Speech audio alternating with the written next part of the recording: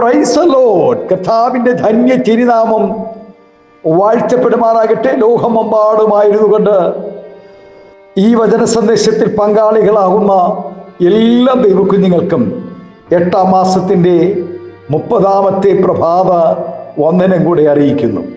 ഒരിക്കൽ കൂടെ ദൈവവചനവുമായി നിങ്ങളുടെ അരികിലെത്തുവാൻ കൃപാലുവായ ദൈവം സഹായിച്ച വൻകൃപകളെ ഓർത്ത് നന്ദിയോടെ സ്തോത്രം ചെയ്യുന്നു. ഈ പ്രഭാതവും പ്രാർത്ഥനയോടുകൂടെ ദൈവസന്നിധി നമുക്ക് അടുത്തു ചെല്ലാം.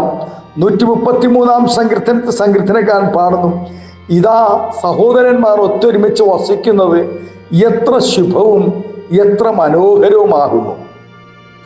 മനുഷ്യരുടെ നിറവും ഭാഷയും സംസ്കാരവും ജീവിത രീതിയും അഭിരുചിയും വ്യത്യസ്തങ്ങളാണ്. അതുകൊണ്ട് എല്ലാവരും ഒന്നുപോലെ ജീവിക്കുവാനും ഒരുമിച്ചായിരിക്കുവാനും സാധിക്കുകയില്ല. അങ്ങനെ ആയിരിക്കണമെന്ന് ദൈവം ആഗ്രഹിക്കുന്നില്ല. വർദ്ധിച്ചു പെരുകി ഭൂതലത്തിൽ എങ്ങും ചിതറി പാർക്കുവാനാണ് ദൈവം മനുഷ്യനെ കുറിച്ച് ആഗ്രഹിക്കുന്നത്. എന്നാൽ ആത്മീയ വിഷയങ്ങളിലും ദൈവ ഇഷ്ടം നിവർത്തിക്കുന്ന കാര്യങ്ങളിലും ദൈവസ്നേഹത്തിൽ വർദ്ധിച്ചു വരുന്ന കാര്യങ്ങളിലും ഒരേ ചിന്തയുള്ളവരും ഒരുമിച്ച് നിന്ന് ശത്രുവിനോട് പോരാടണമെന്നും ദൈവം തൻ്റെ മക്കളെക്കുറിച്ച് ആഗ്രഹിക്കുന്നു. നാം എല്ലാവരും പ്രാർത്ഥിക്കുന്നത് ഒരു ദൈവത്തോടാണ്. നമ്മൾ എല്ലാവരിലും വ്യാപരിക്കുന്നതും ഒരേ ഒരു ആത്മാവ് തന്നെ. എല്ലാറ്റിലും ഉപരിയായി നാം ചെന്ന് ചേരേണ്ടതും ഒരേ ഒരു സ്വർഗത്തിൽ തന്നെയാണ്. ആമേൻ. ആകയാൽ നാം ആത്മീയ വിഷയങ്ങളിൽ ഒന്നായി നിൽക്കുവാൻ കർത്താവ് നമ്മെക്കുറിച്ച് ആഗ്രഹിക്കുന്നു. കനാൻ നാട്ടിൽ പ്രവേശിക്കുന്നതിന് മുമ്പ് മരുഭൂമിയിലായിരിക്കുമ്പോൾ അവർ കൂടാരങ്ങളിൽ ഒരുമിച്ച് പാർത്തിരുന്നു. അവിടെ അവർക്ക് വലിപ്പ ചെറുപ്പമൊന്നുമില്ലായിരുന്നു. അവിടെ ഒരുമിച്ചുള്ള അവിടെ ഒരുമിച്ച് ഉള്ള പാർപ്പും ആരാധനയും അവിടെ അവരുടെ യാത്രകളും ഓരോ നിലയിലുള്ള ഭക്ഷണങ്ങളും പാനീയങ്ങളും എല്ലാം പുറമേ നിന്ന് വീക്ഷിക്കുന്നവരുടെ മനം കുളിർപ്പിക്കുന്നതായിരുന്നു. ജാതിക പ്രവാചകനായ ബിലയാം ഇസ്രായേൽ ജനത്തെ ശപിക്കുവാൻ വന്നു എങ്കിലും അവരുടെ ഐക്യതയും സ്നേഹവും അവിടെ ഇടയിലുള്ള ദൈവ സാന്നിധ്യം കണ്ട് അവരെ ശപിക്കുവാൻ അവൻ അനുഗ്രഹിച്ച് മടങ്ങുവാനിടയായി. സഹോദരന്മാർ ഒരുമിച്ച് വസിക്കുക എന്നാൽ ഒരു കൂരയ്ക്ക് കീഴിൽ കഴിയുക എന്ന് അതിനർത്ഥമില്ല. ഐക്യബോധത്തോടും പരസ്പര സ്നേഹത്തിലും കഴിയുന്ന അനുഭവത്തെയാണ് അത് സൂചിപ്പിക്കുന്നത്. ദൈവമക്കൾ ഏതിനാലും ഐക്യത ഉണ്ടായിരിക്കണം. ഒന്നാമതായി ദൈവത്തെ ആരാധിക്കുന്ന കാര്യത്തിൽ നമുക്ക് ഐക്യത ഉണ്ടായിരിക്കണം. നമ്മുടെ സ്വഭാവത്തിലും നമ്മുടെ കഴിവിലും ആവശ്യങ്ങളിലും വ്യത്യാസങ്ങൾ ഉണ്ടെങ്കിലും ദൈവത്തെ ആരാധിക്കുവാൻ വരുമ്പോൾ നാം ഒരു മനസ്സോടുകൂടി ദൈവത്തെ ആരാധിക്കണം. ആരാധന പോലെ തന്നെയാണ് ആത്മീക വിഷയങ്ങളിലുമുള്ള ഐക്യതയും. ശത്രുവിനെതിരെ പോരാടുന്ന കാര്യങ്ങളിൽ ഒറ്റക്കെട്ടായി നിലനിന്നാൽ വലിയ വിജയം പ്രാപിക്കുവാൻ കഴിയും.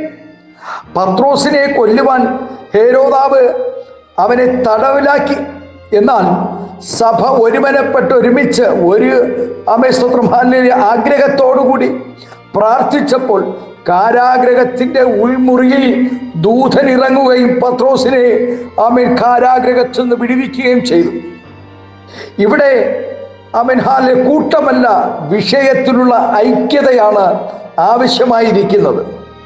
എത്ര പേർ ഒരുമിച്ച് കൂടിയാലും പ്രാർത്ഥിക്കുന്ന വിഷയത്തിൽ ഐക്യത ഇല്ലാതെ പ്രാർത്ഥിക്കുന്നുവെങ്കിൽ അതുകൊണ്ട് യാതൊരു പ്രയോജനമില്ല, പ്രാർത്ഥനയുടെ മറുപടി ലഭിക്കുകയുമില്ല. ഭീഷണിയുടെ നടുവിൽ അപ്പോസ്തലന്മാർ ഒരുമനപ്പെട്ട് പ്രാർത്ഥിച്ചു, ദൈവത്തോട് നിലവിളിച്ചു. അവർ കൂടിയിരുന്ന സ്ഥലം കുലുങ്ങുകയും ഇങ്ങനെ പ്രാർത്ഥിച്ചവർ ആത്മാവിൽ ശക്തിപ്പെടുകയും ചെയ്തു. കാരാഗ്രഹത്തിലായിരുന്ന പൗലോസും ശീലാസും ഒരുമനപ്പെട്ട് പ്രാർത്ഥിച്ചപ്പോൾ ഇതുപോലെ സംഭവിക്കുവാനിടയായല്ലോ. ആകയാൽ ഈ പ്രഭാതം ദൈവസന്നിധിയിൽ നമുക്കൊരുമിച്ച് നിൽക്കുവാനിടയാകട്ടെ.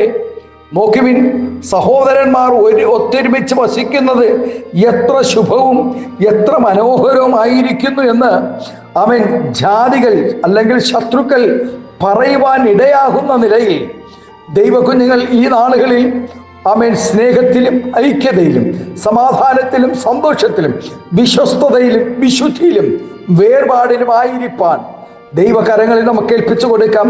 ആകയാൽ ആത്മീയ വിഷയങ്ങളിൽ ഒന്നടങ്കം നമുക്ക് ഒന്നിക്കാം, ഒന്നിച്ചു നിൽക്കാം, ഒരുമിച്ച് പ്രാർത്ഥിക്കാം. ഇന്ന് പ്രഭാതം അതിനായി ദൈവം നമ്മെ ശക്തമായി ഒരുക്കട്ടെ. നമുക്കും പറയാം, നമ്മെ കണ്ടും ജാതികൾ പറയുവാനിടയാകട്ടെ, ഇതാ സഹോദരന്മാർ ഒത്തൊരുമിച്ച് വസിക്കുന്നത് എത്ര ശുഭവും എത്ര മനോഹരവുമാകുന്നു. എത്രയോ കുടുംബങ്ങളിൽ സ്നേഹമില്ലാതെ, ഐക്യതയില്ലാതെ, സഹോദരങ്ങൾ തമ്മിൽ, മാതാപിതാക്കൾ തമ്മിൽ, സ്തോത്രം ഹല്ലേലൂയ, സഭ, വിശ്വാസ മക്കൾ, ദൈവദാസന്മാർ തമ്മിൽ സ്നേഹവും ഐക്യതയുമില്ലാതെ ഇരിക്കുന്ന ഈ കാലഘട്ടങ്ങളിൽ നമുക്ക് ദൈവത്തോട് അടുത്തു ചെല്ലാം, നമുക്കൊരുമിച്ച് നിൽക്കാം, ദൈവകൃപ പ്രാപിക്കാം.